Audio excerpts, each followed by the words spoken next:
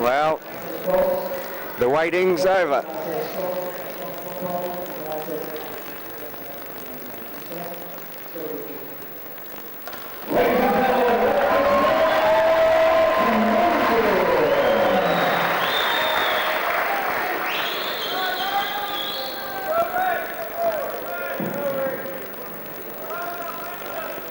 Lee, they call him the butcher.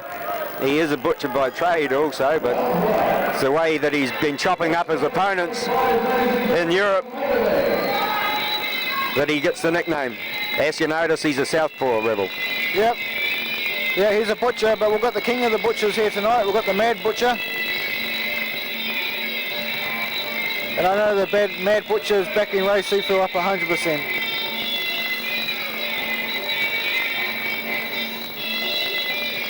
Ray just taking his time. It's an 8-round, it's a longer fight than normal. And it's a 6-round fight.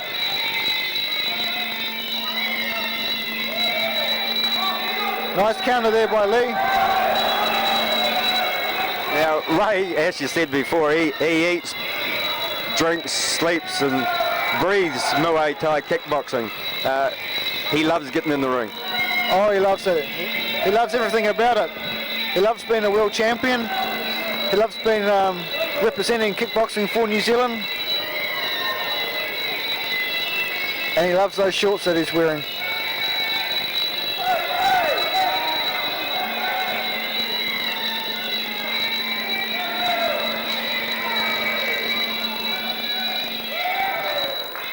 Lee very quick at taking the back steps.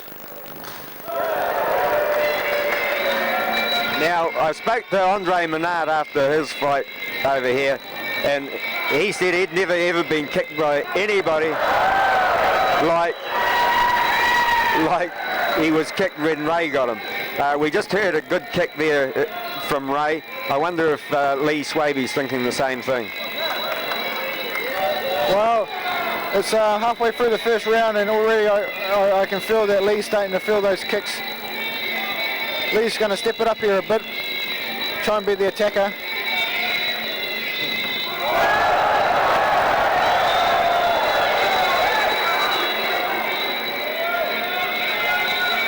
Lee not looking too bad at the moment. No, he's recovered and fought his way out of trouble.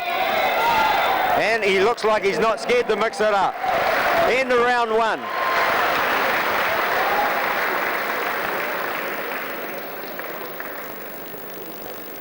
And good start by Ray SEFO.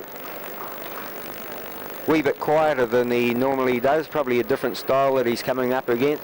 Yeah, I think A southpaw. Southpaw, I think this is Ray's first southpaw in the international scene. Yep, it takes a little bit to work out southpaws. I mean, their big punch is on the other side of their body. Their jab, which is always in your face, is on the other side of their body again. It's all vice versa. So it takes a little bit to get used to. Well, because they're only 2-minute rounds, of course, we only have the 1 minute interval.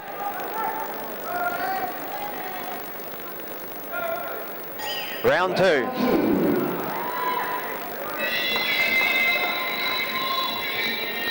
Well, he does one thing good, and that he keeps his left hand high, and that's the reason why.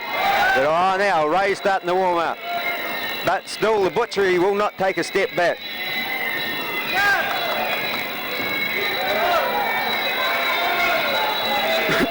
Not scared to mix it up, the young 20-year-old from Nottingham.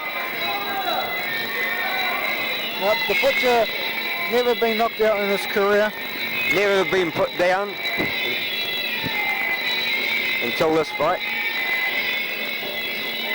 No, that's the slip, Tony. Well, yes, he said that it was a slip.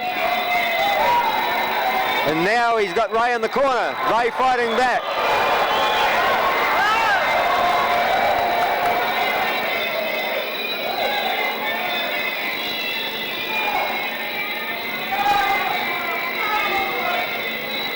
His second to last fight was one that he lost to LEE SWABY, and he's still a wee bit bitter about it. It was a fight in Poland.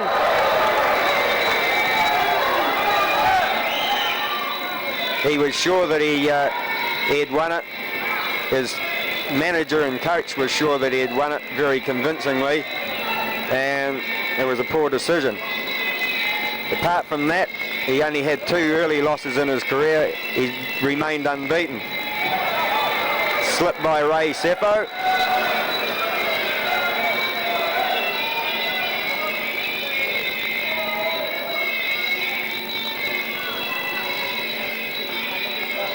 Coming towards the end of round 2.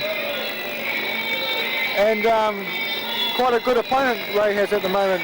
Probably the best one of the international fights he's had recently. Well, yeah, I'm very impressed with this young fellow. He's taken his opportunities when he sees them. He's managed to keep away from Ray's best shots so far. He's managed to check the legs. For a 20-year-old, he's got a big future, all right. Of course, we've been treated to some good performances by SEFO. Of course, he fought Rob Martin for that vacant light cruiserweight title. He finished Rob off in the first round. He then defended it successfully against Mike McDonald from Canada. That was a 4th round knockout to Ray. And then, of course, we had Andre Menard over here, and he put his super cruiserweight title on the line. Ray took that away in the 4th round. But this young 20-year-old, he's putting up a good account of himself. 3rd round. Well, you don't become the British champion, the British heavyweight champion for nothing. So he's obviously a very skillful fighter and a force in the Europe scene. Yeah, he's changed his tactics a wee bit here. He's starting to move a wee bit more. And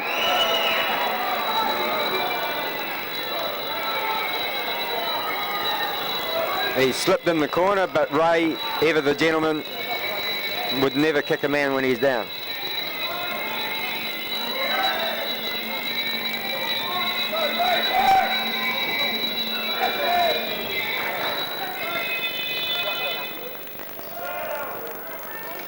Ray finding it hard to work this young fella out. Yeah, a different style of fighter. Lee looks like he definitely doesn't want to stay and mix it up. He definitely doesn't want to stay and mix it up with Ray. He's trying to stick and move around the ring. Ray's just looking to cut him off. And Lee wants to counter. Lee wants to counter SEFO. Some heavy bruising on the leg of LEE SWABY. Ray goes to the headshot, blocked by Lee. Ray slipped. Ring, of course, at this time of the night, always a wee bit wet from fighters' feet. Oh, good combination by SEFO on the rope. Yep, another leg kick. Leg kicks are starting to hurt Lee now.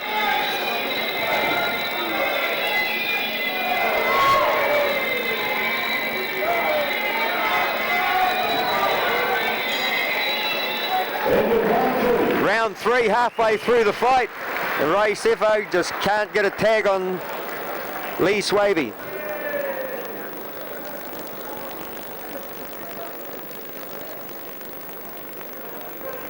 Ray's very good at closing the gap, probably the best fighter I've ever seen at closing the gap between fighters.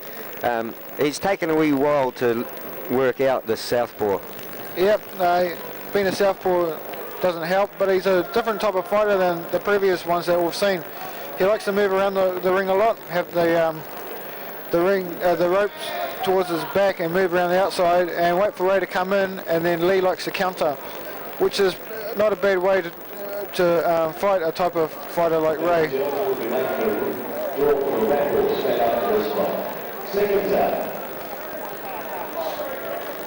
Ray back on his feet. Come out for round 4.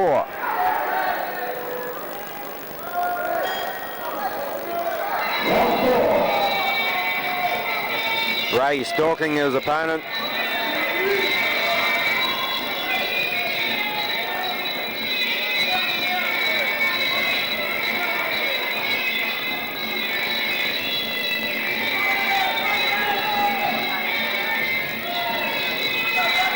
He's not a bad counter-attacker, is he? No, he's very sharp. He's got it down to a T, his counter-attack.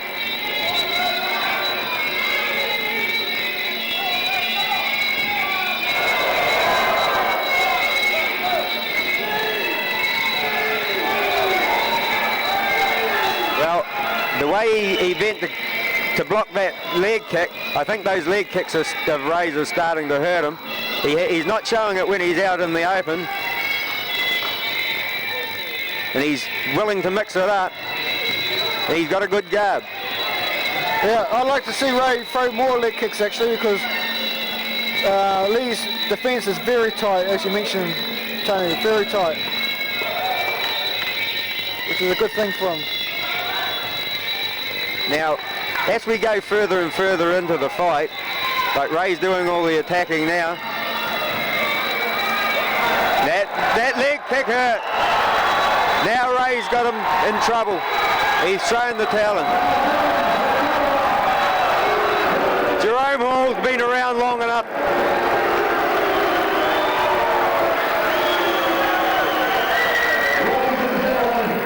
Jerome Hall has seen a lot of fights. He's got world champions in his gym. He thinks a lot of this boy.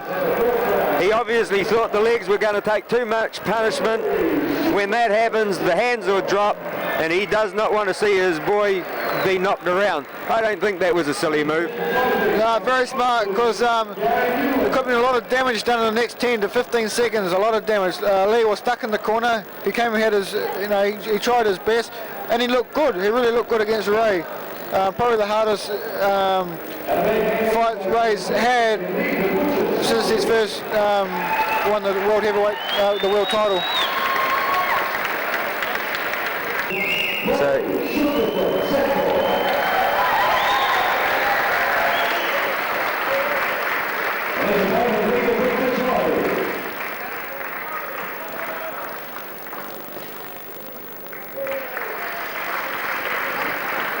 And I don't think there's anyone in the world that will stand up to those kicks.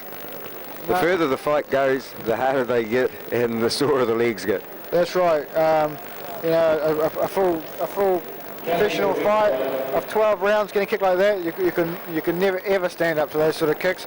We were just going to go to 6 rounds tonight, and the kicks looked like they were going to pay their toll. But I'll tell you, Lee, we're going to feel those bruises in the morning.